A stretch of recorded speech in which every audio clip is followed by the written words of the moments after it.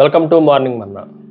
వాక్య దర్శనం కొరకు సామెతల గ్రంథం 23వ అధ్యాయం 18వ వచనం. నిశ్చయముగా ముందుగతి రానే వచ్చును, నీ ఆశ భంగము కానేరదు. దేవుడు ఈ ఉదయకాల సమయంలో మరొక వాగ్దానంతో మనల్ని దర్శిస్తూ ఉన్నాడు. ఇది అద్భుతమైన వాగ్దానం, మన భవిష్యత్తుని గురించిన వాగ్దానం. ఈ వాగ్దానాన్ని స్వతంత్రించుకోవటానికి, ఈ వాగ్దానం మన జీవితాల్లో నెరవేర్చబడటానికి మనం 4 సత్యాలను నేర్చుకోవాలి. మొట్టమొదటిది హోప్ అష్యూర్డ్.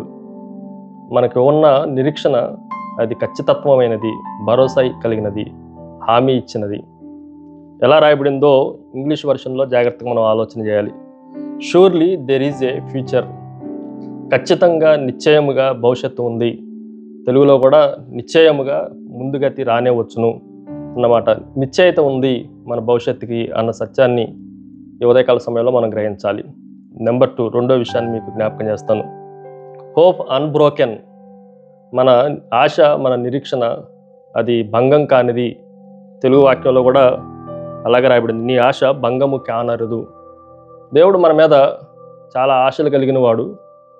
మనం కూడా చాలా ఆశలు కలిగి ఉన్నామని దేవునికి తెలుసు.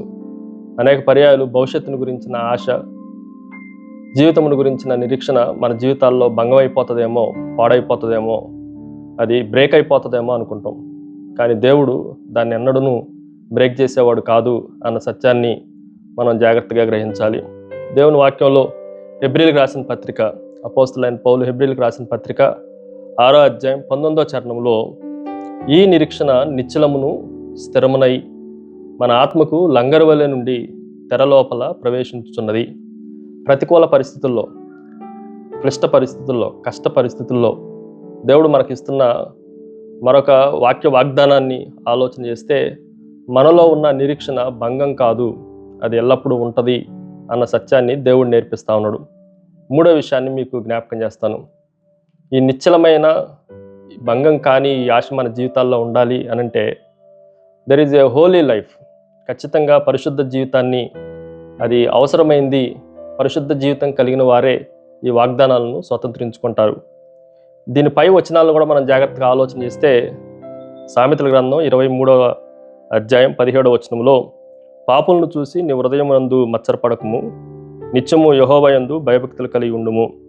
భయభక్తులు కలిగిన జీవితం కలిగి ఉంటే, పైన వచనంలో 16వ వచనంలో, నీ పెదవులు యథార్థమైన మాటలు పలుకుట విని, యథార్థమైన జీవితం ఉంటే, దానిపై వచనంలో 15వ వచనంలో, నీ హృదయమునకు జ్ఞానము లభించిన ఎడల, జ్ఞానము కలిగిన జీవితము, భయభక్తులు కలిగిన జీవితము, యథార్థమైన జీవితం, పరిశుద్ధ జీవితం ఉంటే ఈ నిరీక్షణ మన జీవితాల్లో భంగం కాకుండా మంచి భవిష్యత్తు ఉంటుంది. 4వ విషయాన్ని మీకు జ్ఞాపకం చేస్తా. Hearts encouraged. మన హృదయాలు ప్రోత్సహించబడతా ఉన్నాయి. ఈ వాక్యం మన హృదయాలను ప్రోత్సహిస్తూ ఉంది. అది ఎలాంటి పరిస్థితులైనా, కష్ట పరిస్థితులైనా, దిగులు పరిస్థితులైనా ఈ వాక్యం చేత మనం ధైర్యపరచబడతాం. ఎలాగోనంటే దేవుడే మనకు భవిష్యత్తు ఉంది, ఫ్యూచర్ ఉంది, ముందుగతి ఉంది అని జ్ఞాపకం చేస్తుండు. కాబట్టి భవిష్యత్తు గురించిన భరోసాతో ప్రభు మీద ఆధారపడి జీవిద్దండి. దేవుడి మాటలను దీవించును గాక.